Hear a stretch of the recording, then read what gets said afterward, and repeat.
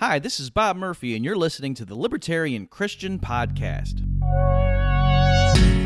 Welcome to the show that gets Christians thinking about faith and politics. Get ready to challenge the status quo, expand your imagination, and tackle controversy head on. Let's stand together at the intersection of faith and freedom. It's time for the Libertarian Christian Podcast.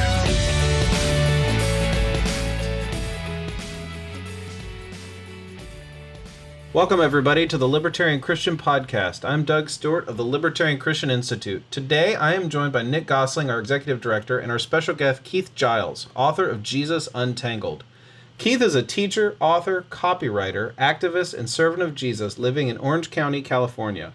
Since 2006, he and his family have been part of a house church that gives away 100% of all offerings to the poor in their community. He can be found at keithgiles.com. Giles is spelled Giles. Keith, thanks for joining us today. Hey guys, thank you so much for having me on the podcast. I'm very excited. Yeah, we're really glad to have you on today as well. Your latest book, which was published very recently, is Jesus Untangled: Crucifying Our Politics to Pledge Allegiance to the Lamb. This is a book that when I saw it, I think you suggested it to us via our website, and I looked at it and I thought, wow, that's a great title. It is kind of right up our alley as libertarians, the idea of crucifying politics for Jesus. What does that mean?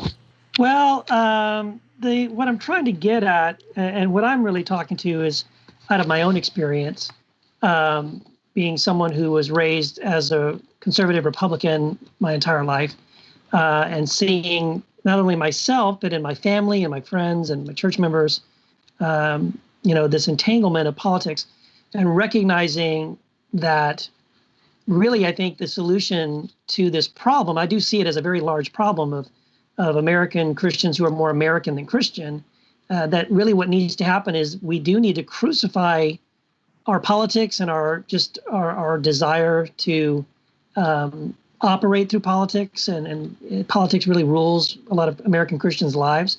I feel like we need to crucify our politics so that we really can, pledge allegiance to the Lamb, to seek first the kingdom of God, and recognize that Jesus has a plan to make the world a better place already, and it doesn't involve doing that through political means. Well, and it sounds like your book is very similar to the themes of Greg Boyd, who actually wrote the foreword to your book. Greg Boyd wrote Myth of a Christian Nation, and Yep. I met Greg one time at a conference, and he says he hears a lot that libertarians really love his book, Myth of a Christian Nation. And Nick and I were talking earlier before the recording that we kind of think that this is one of those books that libertarians would also be attracted to, is your book, Jesus Untangled, for very similar reasons, that politics, or more specifically electoral politics, is not our salvation. It's not what will change the world or save the world. Yeah, absolutely. Well, that's exactly why I asked Greg to write the foreword, and I was extremely overjoyed and surprised that he responded yes. In fact, it was really kind of a perfect timing, because I knew he was in the middle of writing this massive book he's about to publish, and I know him. I've interviewed him a couple of times, so I just thought on a whim. I really just thought, could I send you the book and have you give me, one of those endorsement quotes or something like that? And it turned out that I had sent it to him, like he had just sent his book off to his publisher. And so he had this big empty space of time where he had nothing, he wasn't working on the book. He was waiting for it to come back from the editor. And he said, yeah, great. Let's send me your book and I'll read it. He came back, I think, within 2 days, had read the entire book and offered to write the foreword. So I was really, really blown away.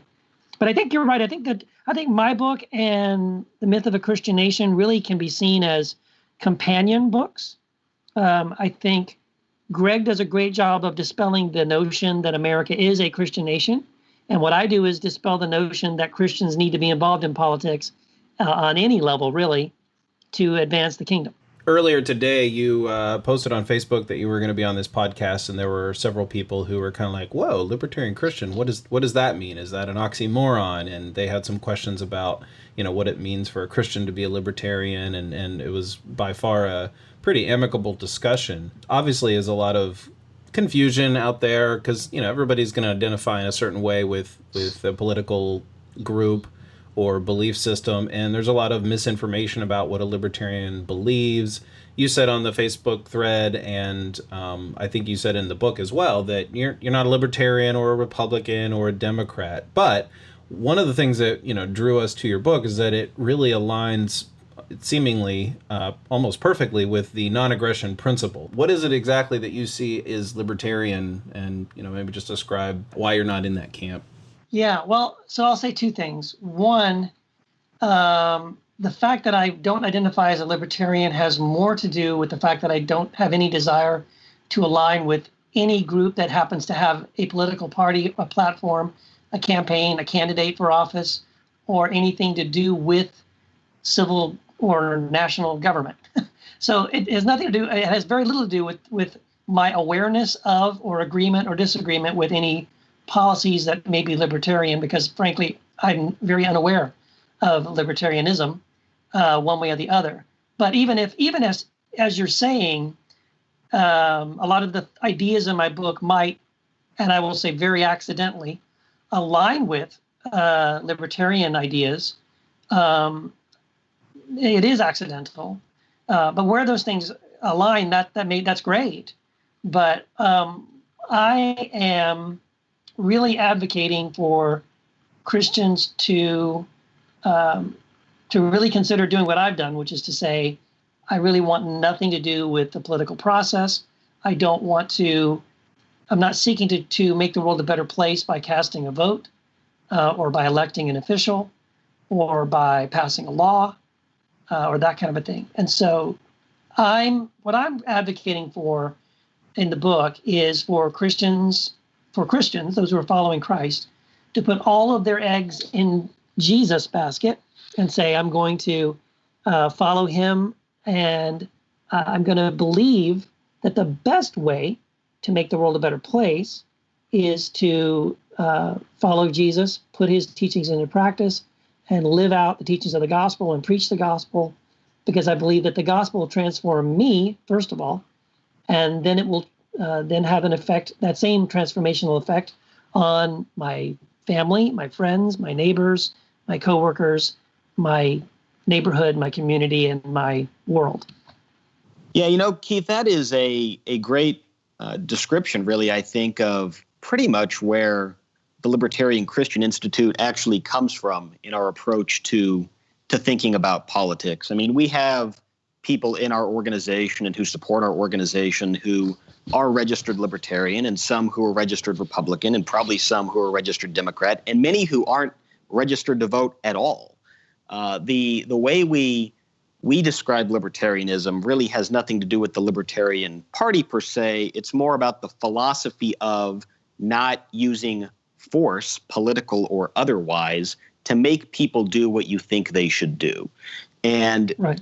to hearken back to Boyd, he talks about the kingdom of God being a power under rather than a power over kingdom.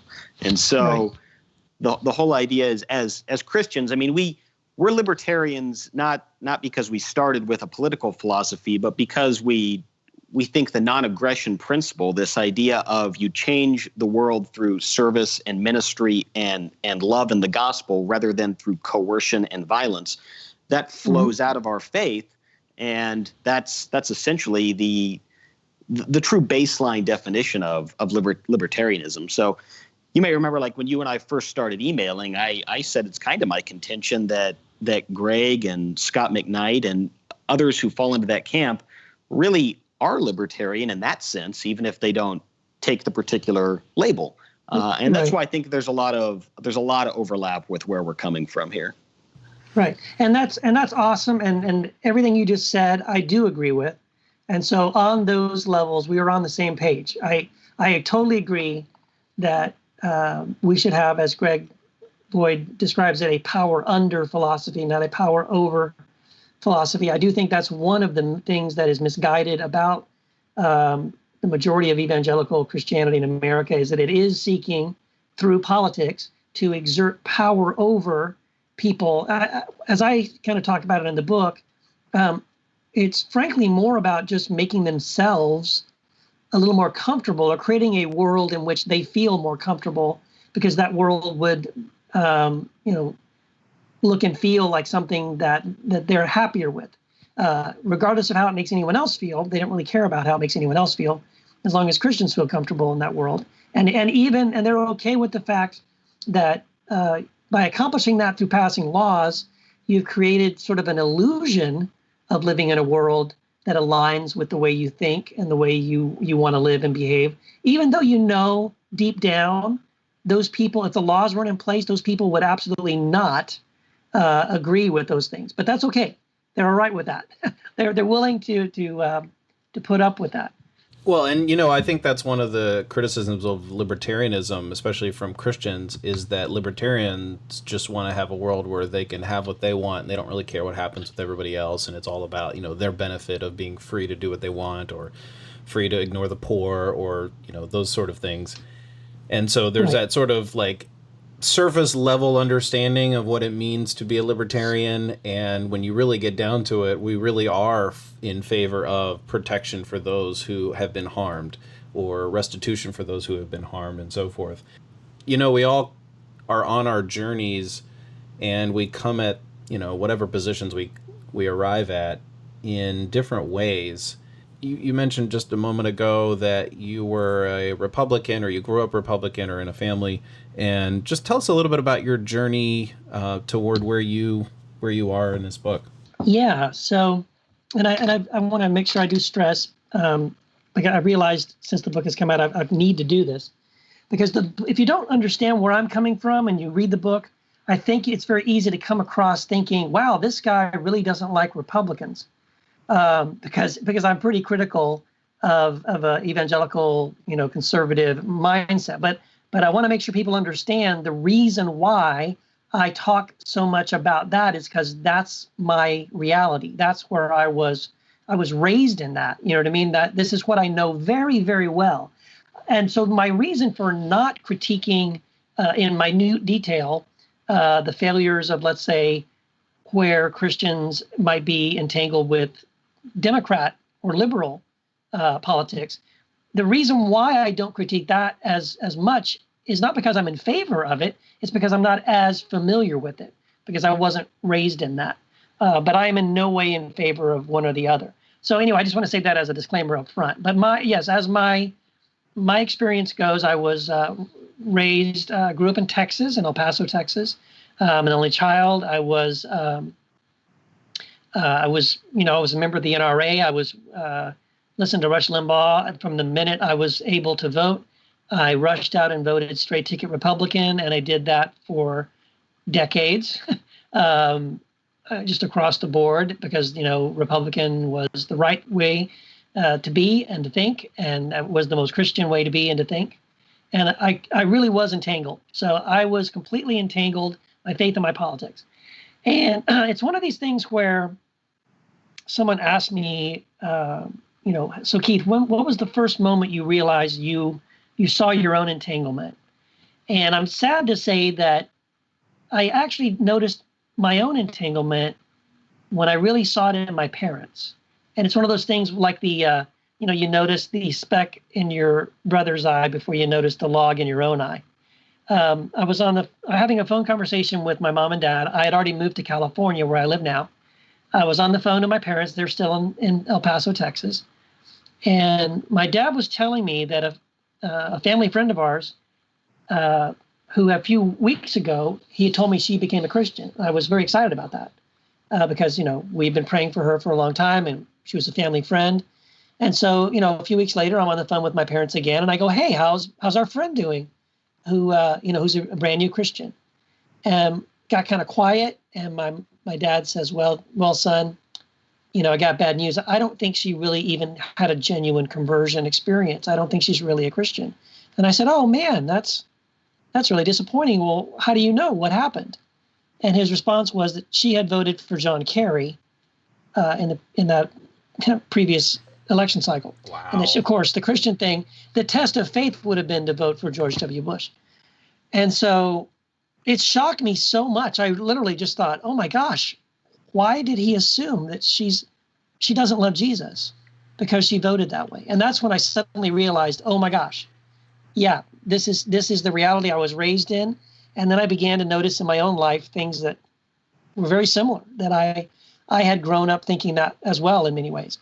And so that was probably the first time that I felt like I needed to pull back those layers and really examine those things. So one of the things I started doing in the book, I talk about this, but I started doing in my conversations with people, was to ask, when I ever had conversations with family members or friends who were entangled this way, I would just do this little, what if with them. I would say, just imagine for a second. Imagine that somebody in communist China or South Korea or somewhere in Africa, that they hear the gospel and they genuinely fall in love with Jesus, repent of their sins, submit their life to Christ, and they genuinely commit themselves to follow Jesus in every area of their life. Okay. Now, does that person automatically at the very same time become a Republican or a capitalist, or a conservative? Well, of course they don't. And I asked that question, first of all, just to get people to realize that it is very possible to be a sincere follower of Jesus and not buy into any of the conservative Republican politics. Now, not only is that possible, the other thing we need to take a step and realize is that not only is it possible, that is what is going on around the world right now, because the majority of our brothers and sisters in the church around the world are not American.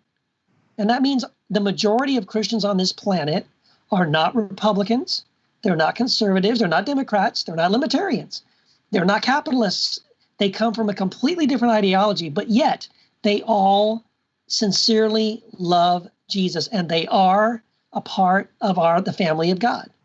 And so we as Christians in America have lost sight of the fact that not only is it possible to genuinely follow Jesus apart from our politics, that it is being done around the world by the majority of Christians.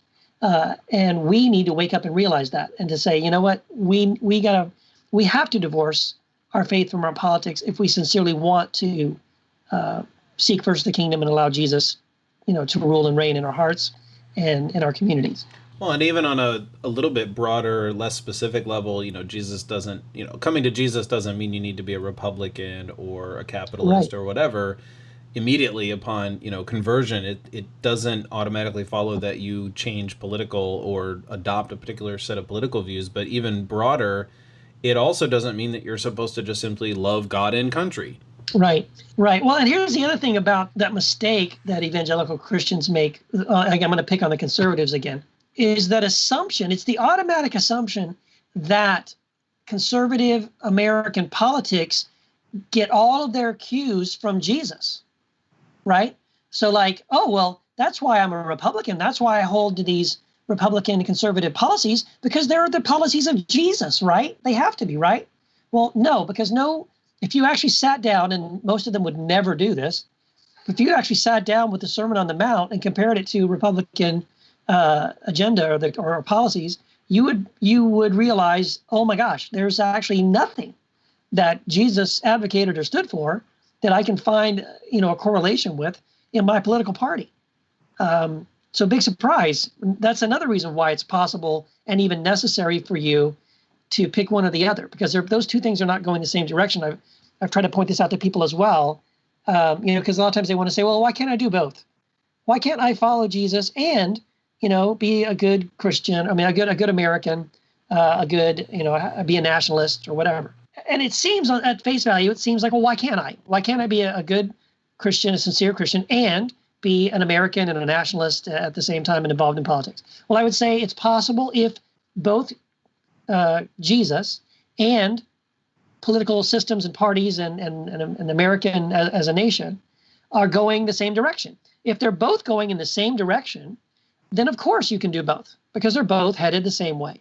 But I think if we're really honest, we'll read the New Testament and see that Jesus showed up and said, hey, everybody, I see you're going this direction. That's the wrong direction. I have a different direction. I want to show you another way. And so Jesus is going north, and the nations of this world are going south. And so you can't go north and south at the same time. You have to choose one or the other. You're either going to walk in circles or you're going to get torn in half. And I would also remind you, as I say in the book as well, that when you read Revelation, you realize that the enemies of Christ are the nations and the kings of this earth.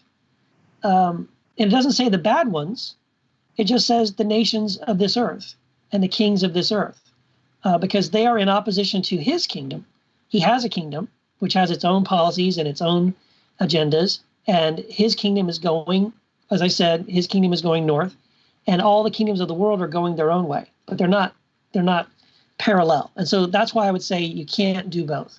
For many conservatives, it seems as though things like reading the Sermon on the Mount, or just, thinking of the Gospels in general, we have the Gospels there, and this is just the way that they think, I think, is the Gospels are there to tell us what Jesus did, why Jesus came, and Jesus died for our sins, and things like the Sermon on the Mount are for us to enact personally in our church community. They're things for the church, and we just have to look to the rest of the Bible to figure out what exactly is there for us to discern with respect to politics. And so there are all kinds of conclusions that are had because we don't prioritize the Gospels or the red letters, if we want to be more specific with, what Jesus said and what Jesus taught. So, Right.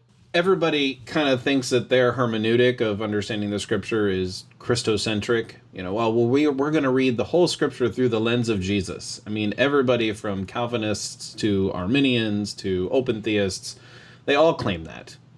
And so you're making that claim here in this book as well, and I think you give an adequate defense of it. So could you explain a little bit, what is it about your hermeneutic? How is that Christ-centered? I think it's a much more complicated question to say how are those other people doing it or not doing it. So I can only speak to myself. So I'm as best I can, I'm starting with Jesus, and I feel like if we do that, then we don't run into these tensions, or we shouldn't. Or when we do, Jesus should win the tug of war. So let's say I am going to follow as an individual Christian. I am going to personally follow the Sermon on the Mount. And so as I am trying to follow that, and Jesus says to love my enemies, well, then he probably means I shouldn't kill them, or to turn the other cheek, right? Or to bless those who curse me, or do good to those who hate me, and those kinds of things. So then I would say, then there would be a tension if my government tells me I need to take a weapon and go overseas and kill someone I've never met. I think that if you are sincerely going to follow Jesus, that you can't do that. And I give an example in the book about how nationalism twists that whole picture, that whole idea, right? There's that story that Philip Yancey told that was one of his friends during World War II, who was an American soldier, and their job was to get up in the morning, go out to the battlefield, and basically shoot dead anyone that was injured, because they didn't have any way to take prisoners. And so that was his job, believe it or not. And he and a friend were walking around doing exactly that. And they came to this one German soldier sitting under a tree who wasn't wounded, but he was just too exhausted. He'd fought all night, and he was just sitting under a tree, and he was trying to catch his breath.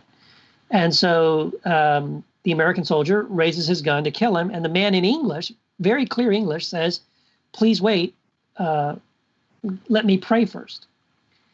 And the guy says, "Oh, you speak English?" He goes, "Yes, I do." And he says, "You're a Christian?" He goes, "Yes, I am." And he goes, "I am too." So these two Christian brothers on either side of this war sit down under the tree together. One of them pulls out a Bible. They read some scriptures together. They even pray for each other's families, and they share, pictures. Here's my mom. Here's my sister. Here's my girlfriend. Here's my wife. Here's my kid. And they have this really beautiful moment together under the tree as brothers and sisters. Not brothers and sisters, as brothers. They sit there and have this moment as brothers in Christ. And then the American stands up pulls out his gun and says, "I'll see you in heaven, brother," and blows the guy's brains out. Now, there's no possible way that Jesus would direct any Christian to do that. There's no way that following Jesus would ever lead you to do that. What leads you to do that is nationalism. That you, as a Christian, feel that your ultimate authority is your government or your political leader or your nation. And therefore, not only should you do that, but God is going to excuse you for that. It's okay. And so it's very inconsistent, and it's horrific that someone who says, "I'm following Jesus," can do exactly that. Now, as horrible as that story is, I mean, anyone who's ever been a soldier in any military has done a similar thing. They have unknowingly, most likely anyway, and of course, I'm not sure they've all done it, but potentially, if any soldier who is a Christian is a soldier in the military and goes to war and kills someone, he has potentially killed a brother in Christ because he doesn't know if that person is a Christian or not. And yet, Jesus was the one who said to Saul of Tarsus, that what you are doing to Christians hurts me physically, right? It's hard for me when you kick against the pricks, right? When you come against Christians and you persecute them, that, Jesus says, that hurts me as well. And yet we justify this in war, and we only justify it because of something called nationalism, which is, again, one of the reasons why I think it's very dangerous for Christians to say, "I'm following Jesus," and then go and do something that goes directly against what Jesus has taught. So, Keith, you talk a little bit about the early Christians in your book, and that's one of my personal favorite subjects. I talk about that quite a bit because the way the early Christians viewed nationalism and their relationship to Rome was very, very different from the way contemporary Americans think about their relation to their government. And so, I mean, if we think about setting that story that you just told, which is a really harrowing story, into the context of like the first few centuries of the church, I just can't imagine any scenario in which the early Christians would have gone for doing something like that. They saw themselves as radically outside of the ways of the world. And, one of the other key points there is that the early church really put heavy emphasis on the Sermon on the Mount, and particularly the whole Gospel of Matthew and the words and methods of Jesus. And yet we seem to have lost that over the centuries, I think in large part because of that Constantinian shift that had occurred. So tell us a little bit about your take on the early Christians and how that can sort of inform the message the church needs to hear today when thinking about nationalism, empire, war, and things of that sort. Right.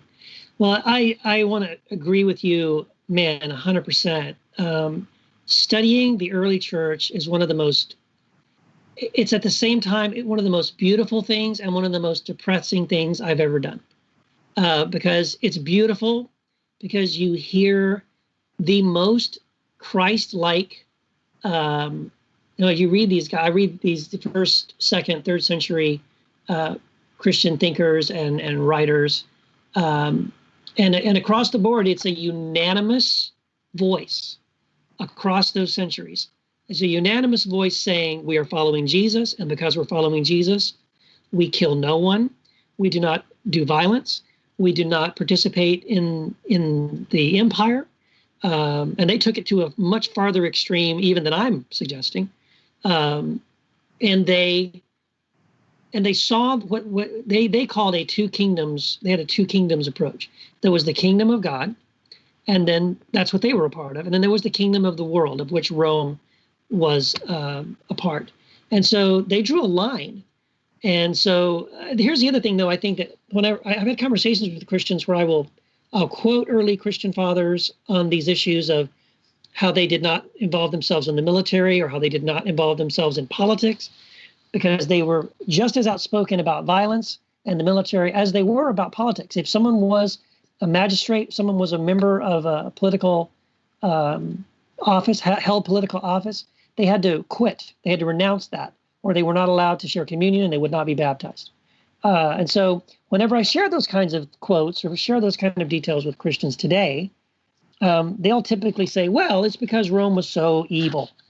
But let me tell you, when I read the quotes of those early fathers, and I would, by the way, encourage any Christian to do that. It's a beautiful thing to do. And when you read their reasoning, they give reasons why. They don't just say, oh, we don't do violence, or they don't just say Christians shouldn't be in the military, and they don't just say Christians shouldn't involve themselves with politics. They give reasons why they believe that. And in every case, they give the reasons that they give are based on the words of Jesus and the Sermon on the Mount and the idea that they are members, they are not of this world, and they are part of the kingdom of God, that they are sojourners in this world looking for a better country, whose city is, walls are not built with human hands, but are by the Spirit of God, etc. Their appeal is always to Jesus and his kingdom and his authority, always. I don't think I've come across anything where the rationale has been because, Rome was just so bad. As if Rome had just been a little better, about it, or more Christian, let's say, then they would have said, well, okay, let's go ahead and join the military, or yeah, let's go ahead and get involved with the political process. That was something they would never have done. And as you pointed out, that remained so until Constantine. And Constantine made some very significant shifts in redefining what it meant to be a Christian. Up to that point, up before Constantine, a Christian was someone who followed the teachings of Jesus, who lived a life that from the outside looking in, or, from you would look at someone and say, oh, that person must be a Christian. Why do you say that? Well, because of the way they behave. The same way that you would look at someone and say, I bet that guy's a Jew. Why do you say that? Well, because, on the Sabbath, he doesn't do any work and he doesn't eat pork and all these other things, right? That makes him a Jew. Well, you would look at someone and say that person's a Christian. Well, how do you know? Well, because they don't involve themselves in politics and they don't sign up for the military and they don't respond in violence and they care for the poor and, all these other things. It was a orthopraxy. When Constantine shows up, he's the one that shifts being a Christian, the definition of being a Christian, to orthodoxy. It becomes now more about the things you believe. And so if you believe these 10 things, and you can check the box, I believe this, I believe this, I believe this, I believe this, good. Now that makes you a Christian, and you can do whatever you want. You can behave any way you like. In fact, we would like for you to take this sword, join the Roman army, and help us go and defeat our enemies. And it worked, because within a generation, Christians under Constantine were taking the sword and joining the military, and not only participating in military actions, they were killing other Christians. So, yeah, it was a major shift in Christianity during that time, and unfortunately, it's one that we've never really fully recovered from. Right. I think we can look around, obviously, and still see that we're tremendously suffering from that shift.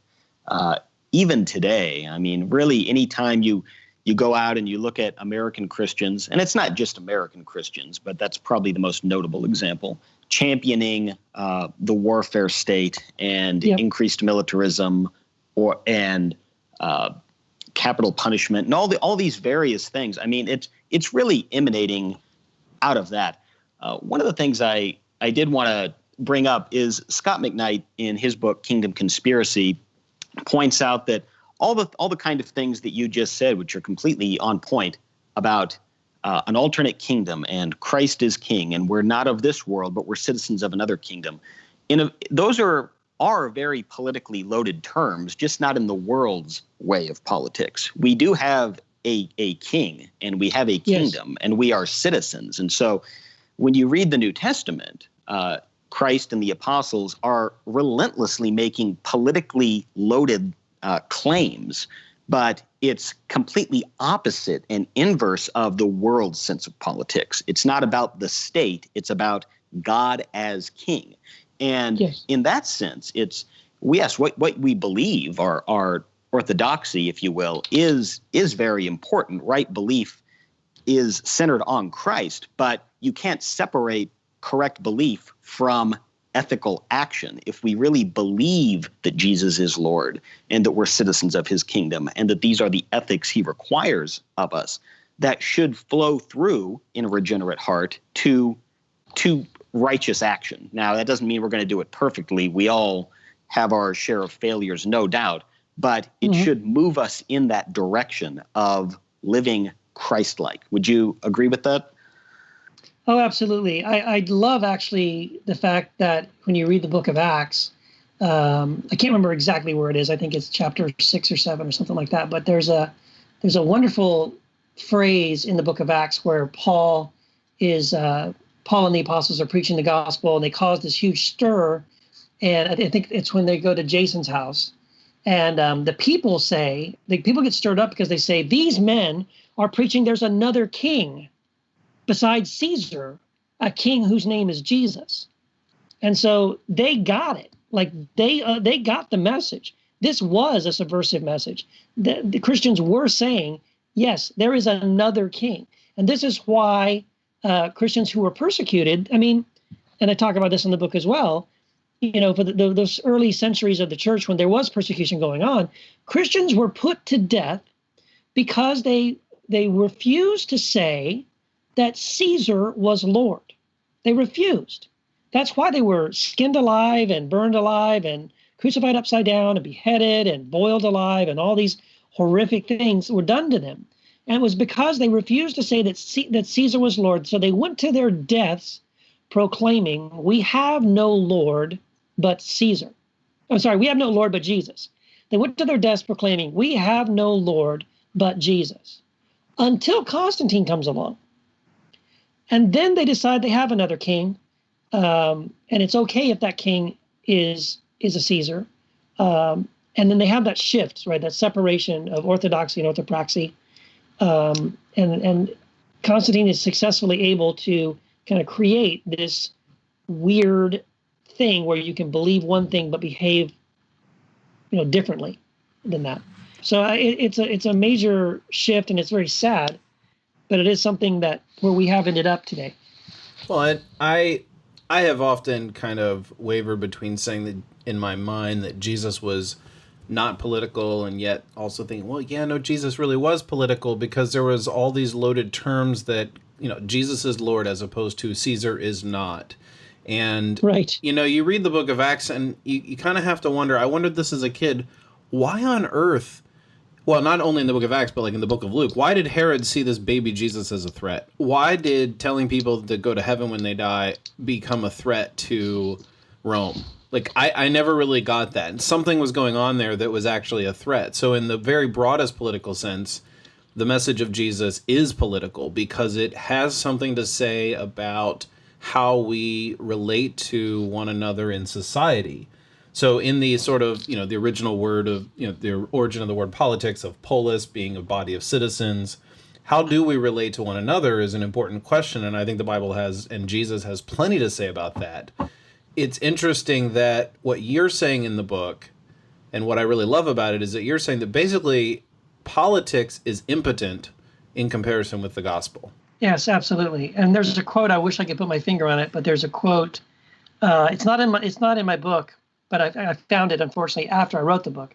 But it's a quote by Dallas Willard.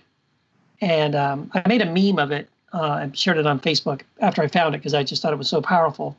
And it goes, I'm going to paraphrase it because I can't remember it verbatim, but essentially what Dallas Willard said was that politics was so impotent. And the fact that politics was such an impotent force for changing a culture was proven by the fact that Jesus never called his followers to start governments or to become politically active. And so, I love that quote. It's like, yes, politics is not the best way to change the world. And the fact is, Jesus didn't even bother with it. He just ignored it. It was like, no, I'm not like human politics, earthly politics. It was part of his temptation in the wilderness, right? Satan offered him political power, that was one of the temptations that Jesus avoided. That, by the way, that's one of the things that the early Christians would point to when they said, this is why we won't be involved in earthly, man-made, worldly politics. They looked at, they pointed to that Jesus was tempted by Satan, and they said, you know what? If Jesus was tempted by Satan, then they saw involvement with politics as a temptation of Satan for them also. There's definitely the allure to power that politics really kind of gets us as Christians, because we want to have that power. We have this urge to change the world, save the world, and, you know, oh, hey, look, there's this, you have this thing in the book that's called the shiny red button. And I think there's this allure to, oh, if we just press that button, then maybe not everything will be better, but this one major thing would be better. Would you be able to briefly describe the shiny red button? You also tell a story from over 100 years ago as to how that issue was addressed, and that actually blew me away. I did not realize that at all, so I think our listeners would be happy to hear a little bit about that. Well, yeah, so the shiny red button, this was part of my personal process of getting untangled. And again, I'm 50 years old. I started voting when I was old enough to vote.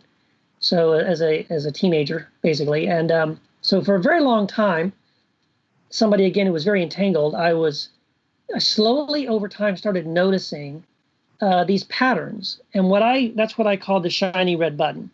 And here's the shiny red button as far as it applies to evangelical, Republican, conservative Christians. And I'm sure I think there is a shiny red button for liberals as well. But for conservatives, the shiny red button is the Roe versus Wade, the abortion issue. And here's how it works.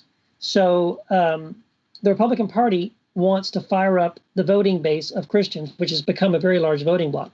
And the best way to get them to vote for a candidate is to have that candidate very boldly and very passionately, and possibly with tears in their eyes, give a speech where they say that they believe abortion is murder. And if you vote for them, they're going to do everything in their power to overturn Roe versus Wade. And so Christians suddenly now have a fire lit under them. They say yes, that shiny red button goes off. They all rush to the polls. They push that shiny red button, and then they vote that candidate into office. He wins the election, and then that shiny red button goes back in the box and put under the table until the next election.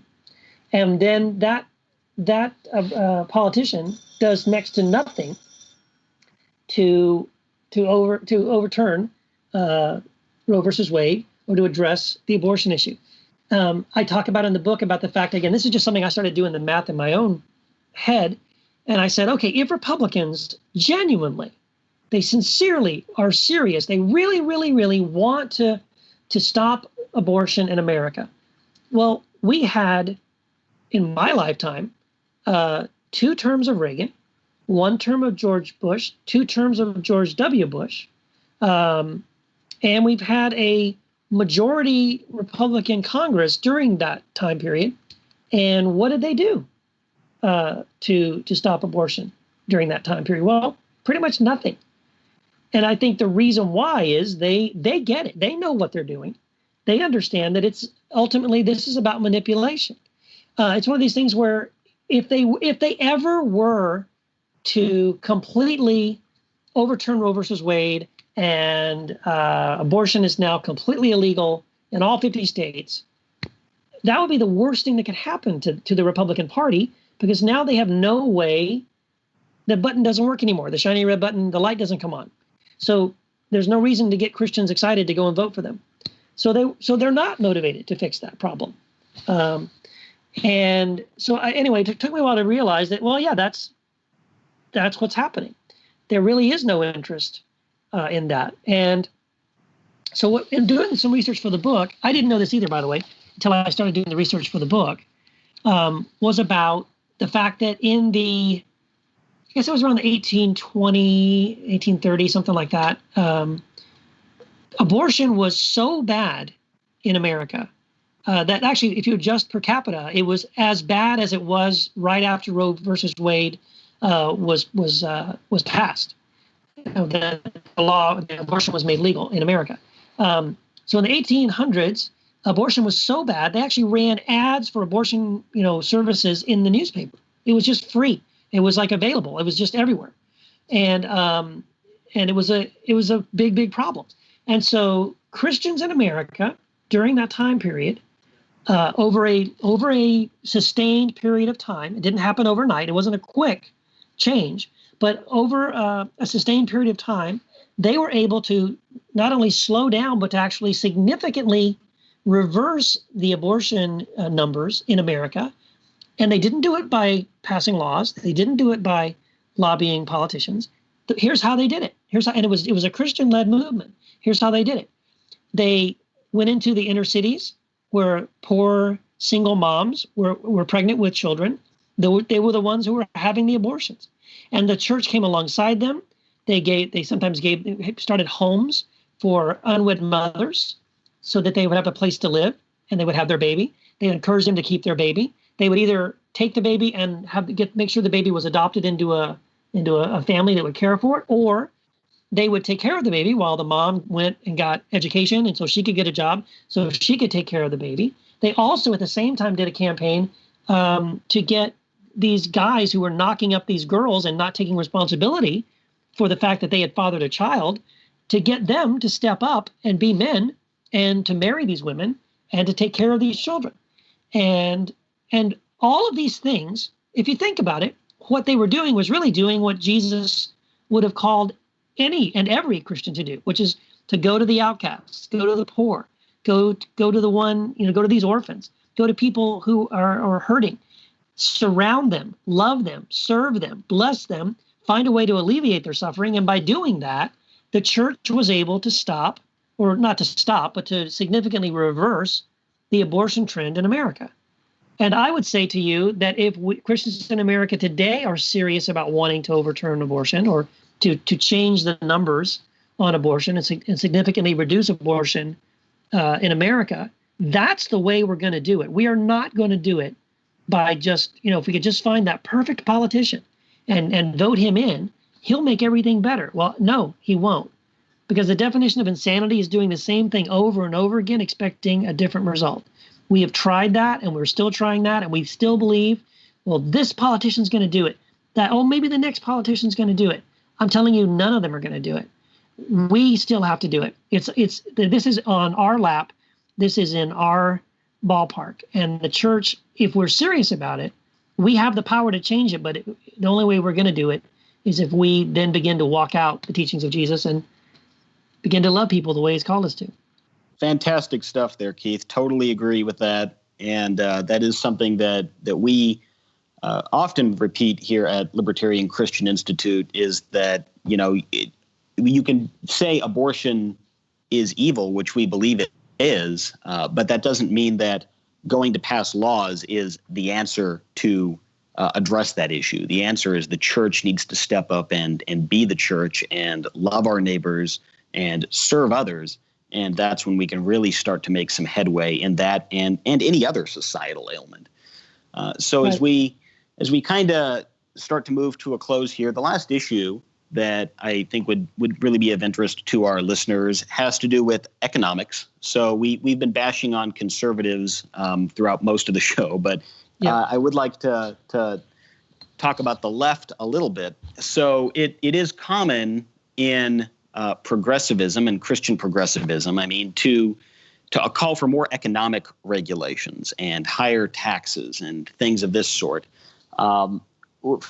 Fundamentally, what I think that, especially for Christians, I understand how non-Christian progressives get to those conclusions because they're coming from a completely different worldview. But for Christians who are propounding that argument, what they're really asking for is just another form of state coercion, right? They're asking for government to go hurt rich people to make them act the way we think they should act, which is it's the other side of the exact same coin that we find on the conservative side. So you talk a lot about corporations in certain parts of your book, and the examples you give, I think, are great examples of what we would call crony capitalism. It's this sort of merger of big business and big government to push people around and get what they want. Right. And that would, I mean, we would contend that's neither a Christian thing to do, nor it's certainly not a libertarian thing to do.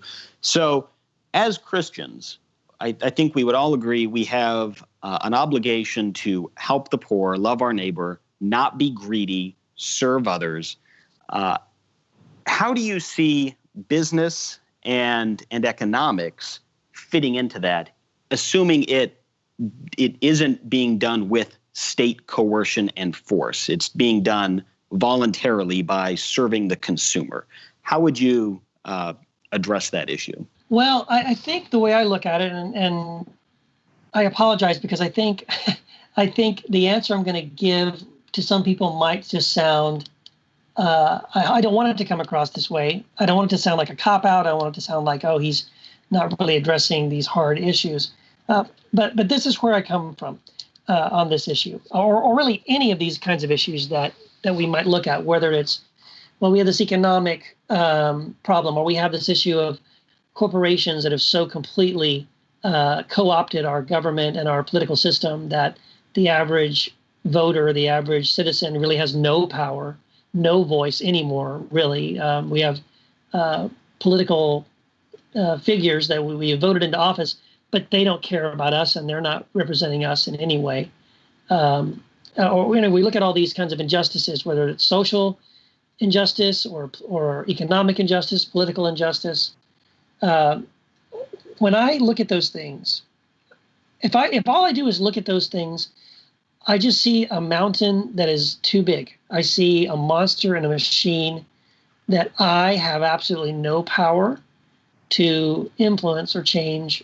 Really, I have no power politically to change it. I don't think I have any power any other way to change it. And so, and I'll be honest, I remember there was this time when I was researching the book when I watched a lot of documentaries and I was reading a lot of books and studying a lot of these things, not the theological stuff, but just the political side of it. And getting really depressed. I remember driving to work one day, just really feeling overwhelmed and just saying, gosh, basically the world is so screwed up. What can I do? Like, what's the answer?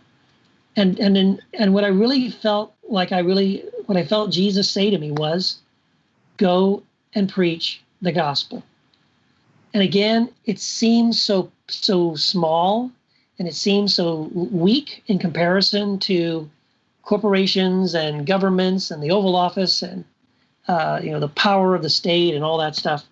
Really, the gospel is just this little thing. It's like a mustard seed, right? It's like this little tiny pinch of yeast. It just seems like nothing. How is that ever going to transform this world? How will that ever change this really hopeless situation I feel like the world has gotten itself in? Well, I really think it is the only hope for our world. And I think that we as Christians just have to say, either we believe that or we don't.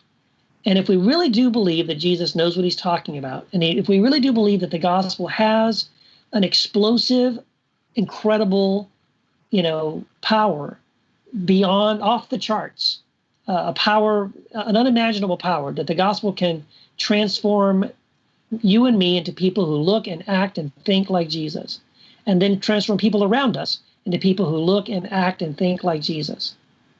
That's our only hope. That's the only plan Jesus gave us. And I think if we go out and do that on a daily basis, our only hope is Jesus. Our only hope for this world, for this nation, for our community is Jesus and the gospel. And I believe that. And so I've decided to put all my eggs in that basket and to go all in with Jesus on that. And I'm not really going to try to change political, economic systems or anything like that, because I don't think that direct approach is really going to accomplish anything. I agree absolutely, and I think that would be a very perfect place to end. Our guest is Keith Giles, author of Jesus Untangled, Crucifying Our Politics to Pledge Allegiance to the Lamb. Keith, we're really happy to have you on our podcast, and maybe in a future episode, maybe after your next book, we can have you on again as a guest. Thanks for joining us tonight. Guys, thank you so much. It's been a blessing. If you'd like to reach out to us and ask a question or submit some feedback, you can reach us at podcast@libertarianchristians.com. as well as on Facebook, Twitter at LCI Official, and of course on our website, libertarianchristians.com. Thanks again, and we'll talk to you next time. The Libertarian Christian Podcast is a project of the Libertarian Christian Institute, a registered 501c3 nonprofit. The audio engineers were Doug Stewart and Jason Rink, and voiceovers were by Matthew Bellis and Caitlin Horn. If you'd like to find out more about the LCI, please visit us on the web at www.libertarianchristians.com.